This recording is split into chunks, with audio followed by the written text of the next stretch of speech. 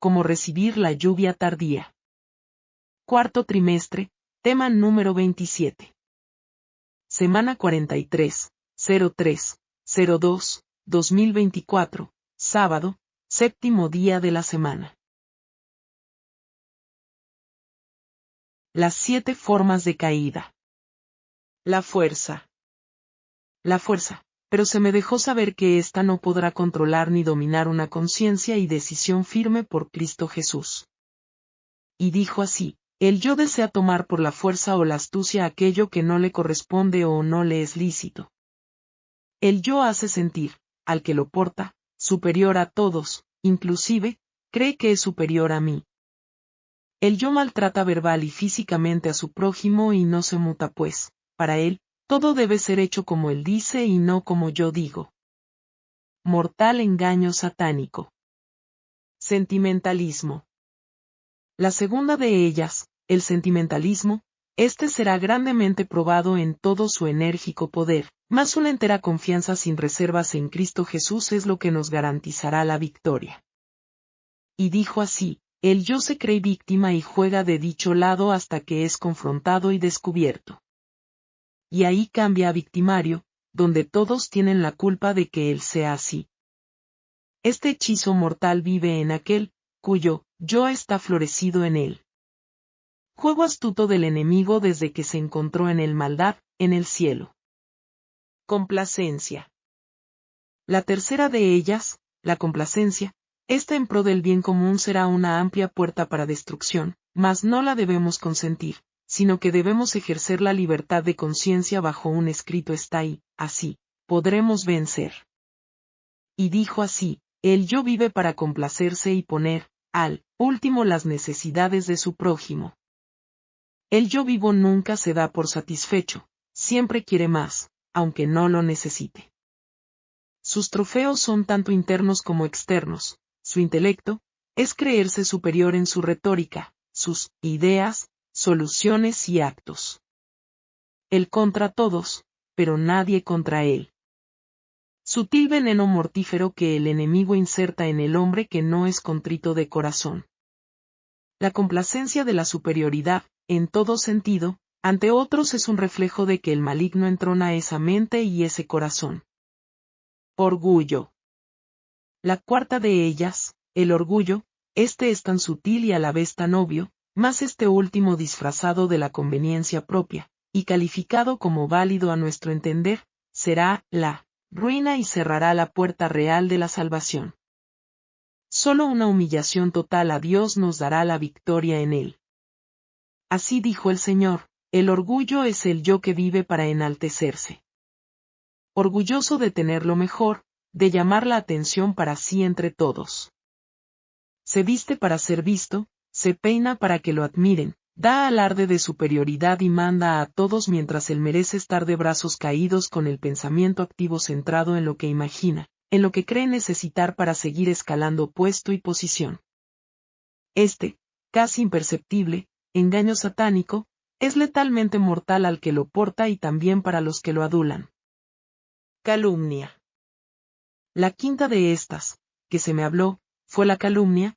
Esta es la muerte para el que la practica, y aunque su espada mortífera desea ser clavada ante su adversario, ésta solo atraviesa el corazón de quien la porta. Resistid al diablo, se me dijo, y de vosotros huirá y no toquéis lo inmundo. Habrá aflicciones, mas confiad porque yo he vencido al mundo. Rogad al Dios de la siega que os junte en su granero. Así dijo el Señor: el yo vive calumniando a todo y a todos, pues, en su creída imaginación mórbida no es feliz por culpa de otros. No es pleno, y culpa a todos de esto. Todo es por culpa ajena y nunca propia. Si se cae, mira a sus lados y, si alguien lo vio, ya es culpa de ese alguien, porque según él, se distrajo al verlo y se cayó. En fin, el calumniador nunca va a creer que él tiene la culpa, que la culpa es propia, sino que la culpa es siempre ajena. Si no le parece lo que otro dice, pues, es mentira. Se siente aludido por todo y por todos. Vive su vida excusando su mal proceder. La dejadez y su forma parasitaria de vivir es característica de esta persona y de esta cualidad. Dilación. La sexta de estas, de que se me habló fue la dilación, acción sutil pero una gran arma de destrucción. Esta es una forma de vida que ataca el pensar humano y lo adormece. Adormece el pensamiento y retrasa la acción del deber de cumplir, el mandato celestial. Es tan mortíferamente sutil que da la ilusión de que lo terrenal es mucho más importante que lo celestial, o sea, lo que es perecedero es más importante que lo que perdurará para siempre. Orad, orad sin cesar, ayunad y buscad el rostro de Cristo Jesús para que podáis vencer ante esta arma de la dilación. Así dijo el Señor, el yo vive por la dilación. Hoy no puedo por esto, mañana no podré por aquello. Pasado, por lo otro, en fin. Lo primordial siempre es último y las inventivas primero. En la lista de lo primordial siempre pone encima, y entre ellas, su complacencia, y nunca completa lo mandatorio. Los detalles lo complacen tanto que pospone los deberes al punto que, si fracasa, es culpa de ser tan detallista.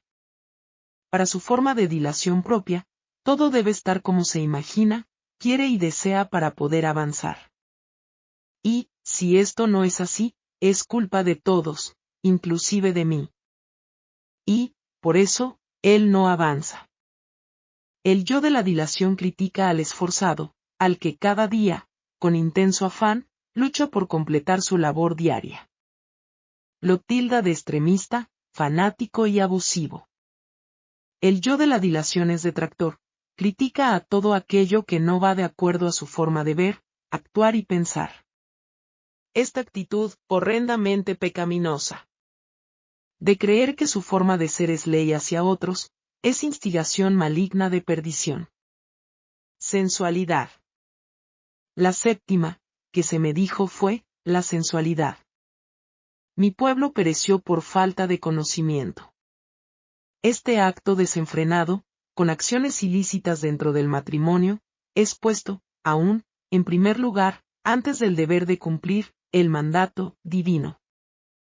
A los tales digo ahora, coméis y bebéis y estáis en fiesta, pero vendrán los días en que el esposo no estará y será tiempo de ayuno y oración porque el león rugiente está alrededor de vuestras casas.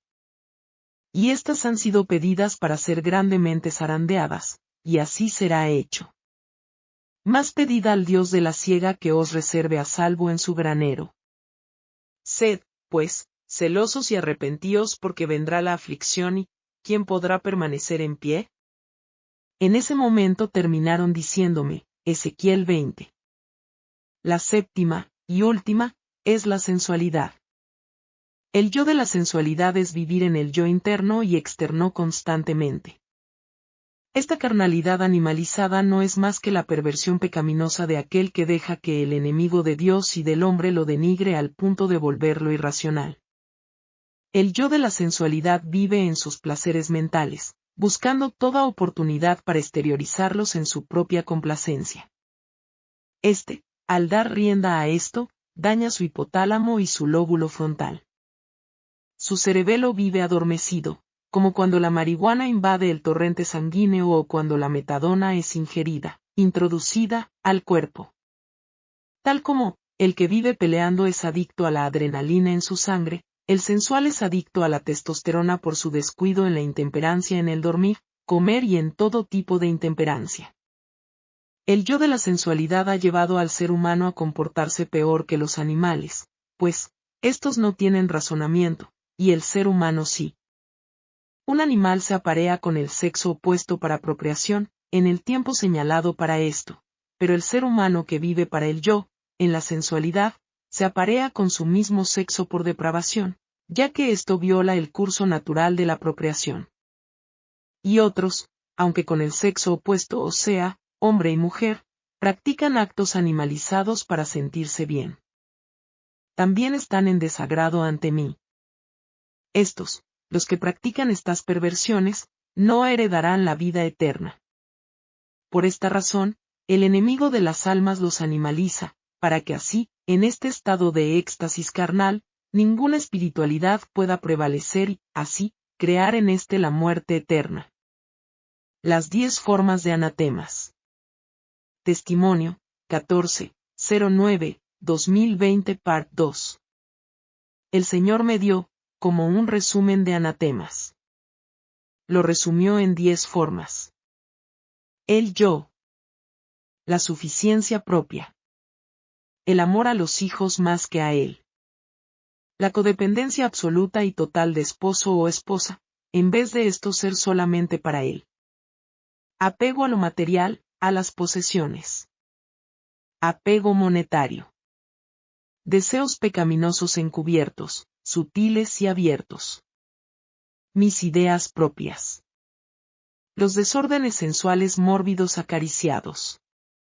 Las excusas sutiles, para excusar desobedecer a Dios. Texto bíblico. Lucas 12:12-15. Porque el Espíritu Santo os enseñará en la misma hora lo que debéis de decir. Y le dijo uno de la multitud, Maestro, di a mi hermano que parta conmigo la herencia. Mas él le dijo, Hombre, ¿quién me puso por juez o partidor sobre vosotros?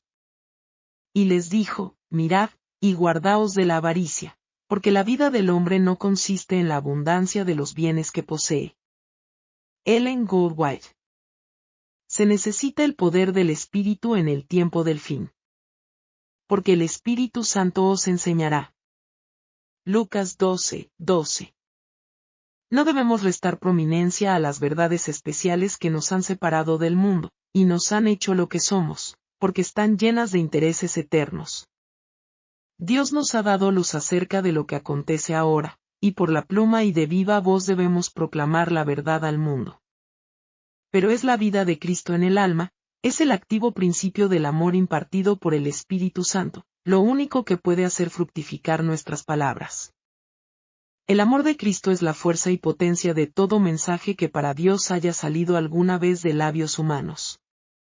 Un día tras otro pasa a la eternidad, llevándonos siempre más cerca del fin del tiempo de gracia. Como nunca antes, debemos orar para que el Espíritu Santo nos sea concedido en mayor abundancia, y debemos esperar que su influencia santificadora sea sentida por los obreros, para que aquellos por quienes trabajen sepan que han estado con Jesús y han aprendido de él. Necesitamos clarividencia espiritual, para poder ver los designios del enemigo, y proclamar el peligro como fieles centinelas. Necesitamos poder de lo alto para poder comprender, hasta donde pueda comprenderlos la mente humana, los grandes temas del cristianismo y sus principios abarcantes. Los que estén bajo la influencia del Espíritu de Dios no serán fanáticos, sino serenos y firmes, libres de extravagancias en pensamientos, palabras o acciones. En medio de la confusión de doctrinas engañosas, el Espíritu de Dios será un guía y escudo para aquellos que no hayan resistido las evidencias de la verdad, y hayan acallado toda otra voz que la de aquel que es la verdad. Estamos viviendo en los postreros días, cuando se aceptan y creen errores del carácter más engañoso, al par que se descarta la verdad. El Señor tendrá tanto a los predicadores como a la gente por responsables de la luz que resplandece sobre su senda. Nos llama a trabajar diligentemente para juntar las joyas de verdad y ponerlas en el marco del Evangelio. Han de resplandecer con toda su divina belleza en las tinieblas morales del mundo. Esto no puede lograrse sin la ayuda del Espíritu Santo, pero con esta ayuda podemos hacerlo todo. Cuando estamos dotados del Espíritu, nos asimos por la fe del poder infinito. Nada se pierde de lo que proviene de Dios. El Salvador del mundo manda sus mensajes al alma para que se disipen las tinieblas del error. La obra del Espíritu es inconmensurablemente grande. De esta fuente recibe el obrero de Dios poder y eficiencia. Testimonio, 02-07-2021 Part 2. Avanzad, el tiempo es corto. Meditaba en tantas cosas que el Señor me ha dejado saber en estos días y, mientras meditaba en esto, se me dijo, escribe lo que te diré. Y aquí dejo estas palabras con vosotros. No hay cosa más terrible y horrenda en esta vida que sentirse bien y ser suficiente delante de Dios. Es algo tan sutil, que traspasa la línea de la sabiduría humana, usurpando así el territorio divino, muchas veces, sin darnos cuenta. La malignidad pecaminosa del pecado entretejido en nuestro ser, tergiversa lo verdadero, provocando incredulidad y rechazo hacia ello. Mientras, lo que es análogo a ella, la malignidad, y le da efervescencia de existencia, le es olor de grata aceptación. La iniquidad es esto, es esta aceptación gratificante de todo lo que abona la suficiencia propia en nosotros. Y, esta, es la precursora de la prevaricación, que cuida y vela con gran celo y audaz regocijo, aquello que aporta hormonas morbosas a nuestro ser. La carne solo es sacrificada por un espíritu sujeto al Santo de Israel. El no vivir más para vosotros, es la acción de vuestra carne. Y, el mismo espíritu, sujeto a mí subyugará, esquivará y evadirá todo pensamiento que, bajo la influencia del Espíritu Santo inmediatamente capte que proviene del adversario de las almas. Cuando llegue ese pensamiento, inmediatamente se podrá contrarrestar. Vuestra mente debe permanecer refrescada y esto solo se puede conseguir entre árboles, animales y la meditación a solas conmigo entre las refrescantes aguas. Una mente influenciada de otra manera, estará afiebrada y fuera de toda conexión divina, y, ésta, será presa del adversario para muerte. Desde la creación de la raza humana, les puse en un huerto, para que su intelecto fuera cada vez más elevado, creados a mi imagen y semejanza. Allí, instituí el matrimonio, les di mis sábados. Ahora, esto es lo que sutil y abiertamente se está atacando. ¿No os dais cuenta que, de un huerto, pasáis a un supermercado? Y, ahora, hay catástrofes inducidas por una crisis hecha, ambiental y alimentaria. También puse una pareja, y ahora es atacada por el homosexualismo. Sutilmente, esto creó una destrucción familiar, una mutación, como lo que vemos ahora. También allí, di mis sábados. Y ahora, por el ecumenismo y el control religioso, estarán imponiendo el domingo, el primer día de la semana, haciéndolo llamar sábado. Cuando realmente es una mentira, no es el séptimo día que yo mandé, que yo instituí, no es el sabbat sino el Sunday, día del sol. ¿Acaso no podéis ver una crisis ambiental por una encíclica ambiental? ¿Una perspectiva de género a través del homosexualismo? ¿El primer día a través del ecumenismo? Todo aboga para reconciliar a un mundo para que vaya tras el día de adoración pagano. ¿No os disteis cuenta que esto comenzó en todo su auge en Estados Unidos, en el corazón de la ONU, cuando el usurpador fue, allí, puesto como líder mundial de la ONU? Fue allí, en aquel estado de Filadelfia, fue allí, en aquel 2015, cuando pasó al frente de muchos, y muchos no se dieron cuenta. Y es lo mismo que está pasando ahora, se me siguió diciendo, todo está pasando frente a vosotros, y no se están dando cuenta. ¿Acaso no podéis ver? Seguía repitiendo. Muchos se preguntan, ¿por qué estamos en esto? Mas, no se dieron cuenta que el principio de esto comenzó hace años atrás. Otra vez volvía a repetir, ¿acaso no pueden ver? No podéis ver por las prevaricaciones que están en vuestro corazón, seguía diciendo, porque el amor al mundo habló más alto que lo que el Espíritu Santo apela a sus conciencias. Mas, solo los entendidos entenderán. Serán chasqueados al ir a muchos, porque ellos podrán ver claramente las cosas y explicarlas, y esos, muchos se burlarán de ellos, porque no las pueden ver. Mas no desistáis, avanzad. Haced todo lo que esté a vuestro alcance, e id y estad prestos.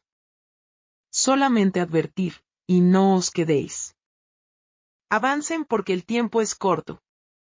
Y muchos de los que hoy no creen, cuando todo se ha visto frente al velo, muchos se unirán a mis filas.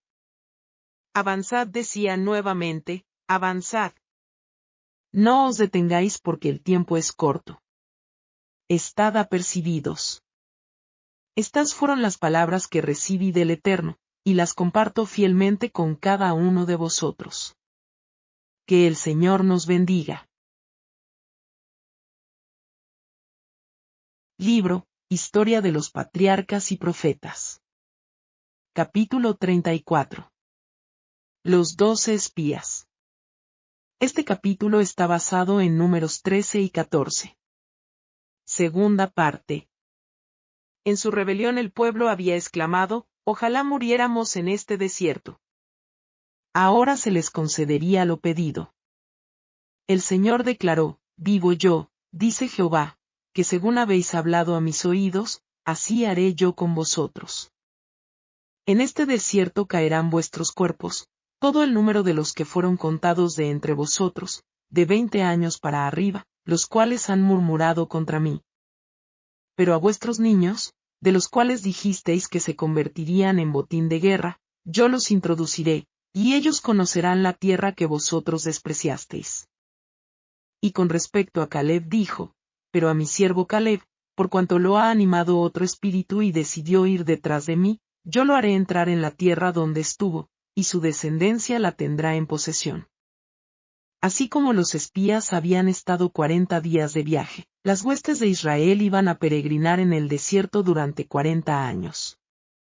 Cuando Moisés comunicó la decisión divina al pueblo, la ira de éste se convirtió en luto. Todos sabían que el castigo era justo. Los 10 espías infieles, heridos divinamente por la plaga, perecieron a la vista de todo Israel, y en la suerte de ellos el pueblo leyó su propia condenación. Los israelitas parecieron arrepentirse entonces sinceramente de su conducta pecaminosa, pero se entristecían por el resultado de su mal camino y no porque reconocieran su ingratitud y desobediencia. Cuando vieron que el Señor era inflexible en su decreto, volvió a despertarse su terca voluntad, y declararon que no volverían al desierto. Al ordenarles que se retiraran de la tierra de sus enemigos, Dios probó la sumisión aparente de ellos, y vio que no era verdadera. Sabían que habían pecado gravemente al permitir que los dominaran sentimientos temerarios, y al querer dar muerte a los espías que los habían motivado a obedecer a Dios, pero solo sintieron temor al darse cuenta de que habían cometido un error fatal, cuyas consecuencias iban a ser desastrosas. No habían cambiado en su corazón y solo necesitaban una excusa para rebelarse otra vez. Esta excusa se les presentó cuando Moisés les ordenó por autoridad divina que regresaran al desierto. El decreto de que Israel no entraría en la tierra de Canaán por 40 años fue una amarga desilusión para Moisés, Aarón, Caleb y Josué, pero aceptaron sin murmurar la decisión divina. Por el contrario, los que habían estado quejándose de cómo Dios los trataba y declarando que querían volver a Egipto, lloraron y se lamentaron grandemente cuando les fueron quitadas las bendiciones que habían menospreciado. Se habían quejado por nada, y ahora Dios les daba verdaderos motivos para llorar. Si se hubieran lamentado por su pecado cuando les fue presentado fielmente, no se habría pronunciado esta sentencia, pero se afligían por el castigo, su dolor no era arrepentimiento, y por lo tanto, no podía obtener la revocación de su sentencia. Pasaron toda la noche lamentándose, pero por la mañana, renació en ellos la esperanza. Decidieron redimir su cobardía.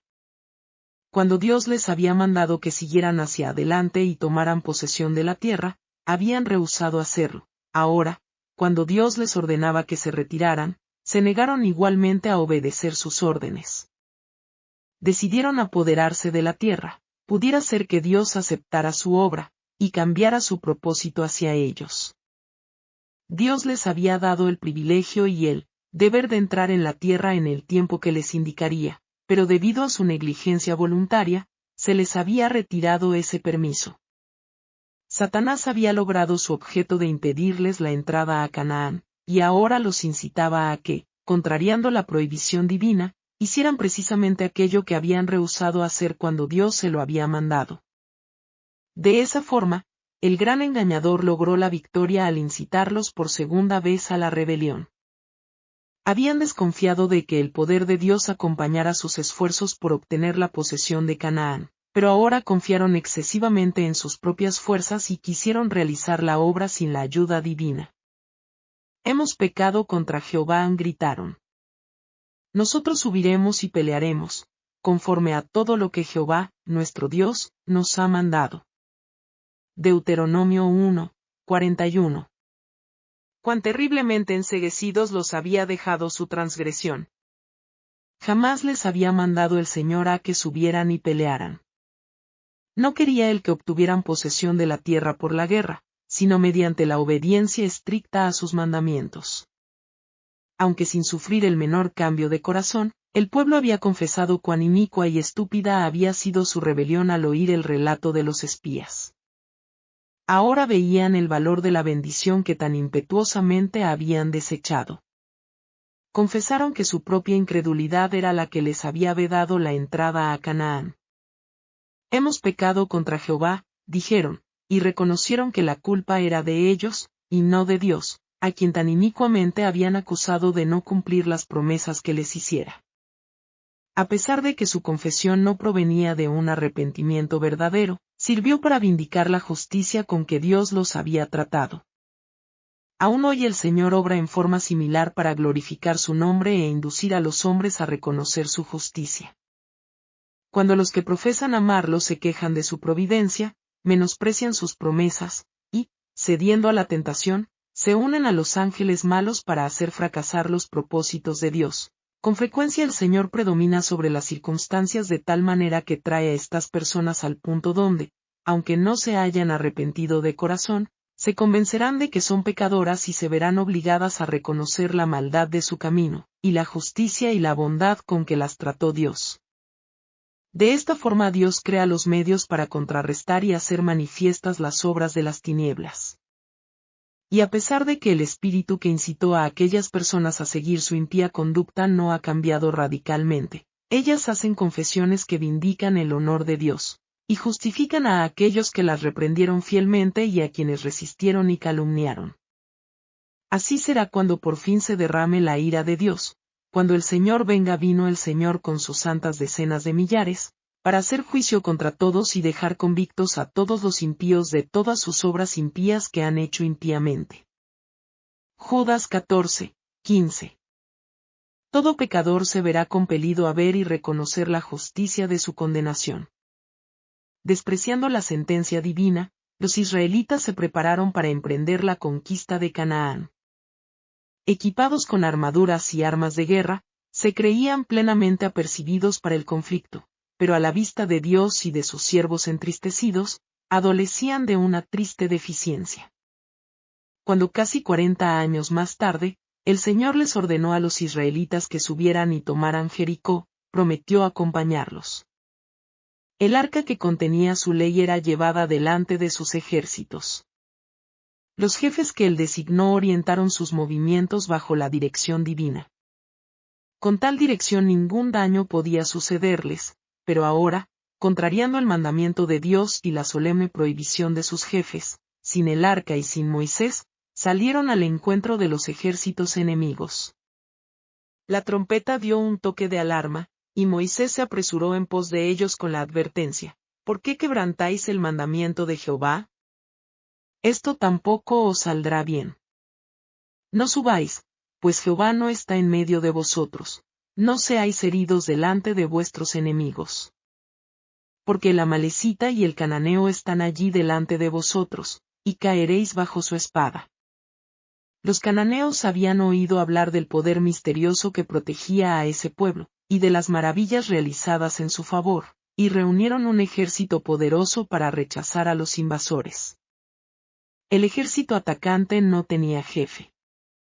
Ninguna oración se elevó para pedir a Dios que le diera la victoria. Emprendió la marcha con el propósito desesperado de revocar su suerte o morir en la batalla.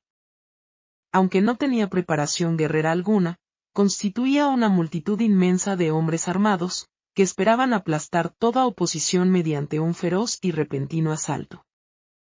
Presuntuosamente desafiaron al enemigo que no había osado atacarlos. Los cananeos se habían establecido en una meseta rocallosa a la cual solo se podía llegar por pasos difíciles de transitar y un ascenso escarpado y peligroso. El número inmenso de los hebreos solo podía servir para hacer más terrible su derrota. Lentamente fueron cubriendo los senderos del monte, expuestos a las mortíferas armas arrojadizas del enemigo que estaba arriba. Lanzaban rocas macizas que bajaban con retumbante fragor y marcando su trayectoria con la sangre de los hombres destrozados. Los que lograron llegar a la cumbre, agotados con el ascenso, fueron ferozmente rechazados y obligados a retroceder con grandes pérdidas. Por el campo de la matanza quedaron esparcidos los cadáveres. El ejército de Israel fue derrotado totalmente. La destrucción y la muerte fueron las consecuencias de aquel experimento de los rebeldes. Obligados por fin a retirarse en derrota, los sobrevivientes volvieron y lloraron delante de Jehová, pero Jehová no escuchó su voz. Deuteronomio 1, 45. En virtud de su gran victoria, los enemigos de Israel, que antes habían aguardado con temblor la aproximación de aquella poderosa hueste, se envalentonaron con confianza para resistirlos. Ahora consideraron falsos todos los informes que habían oído respecto a las cosas maravillosas que Dios había hecho en favor de su pueblo, y creyeron que no había motivo para temer. Esa primera derrota de Israel aumentó grandemente las dificultades de la conquista, por cuanto inspiró valor y resolución a los cananeos. No les quedaba a los israelitas otro recurso que retirarse de delante de sus enemigos victoriosos, al desierto, sabiendo que allí había de hallar su tumba toda una generación. Himnos. 326, en Cristo feliz es mi alma. 342, sed puros y santos.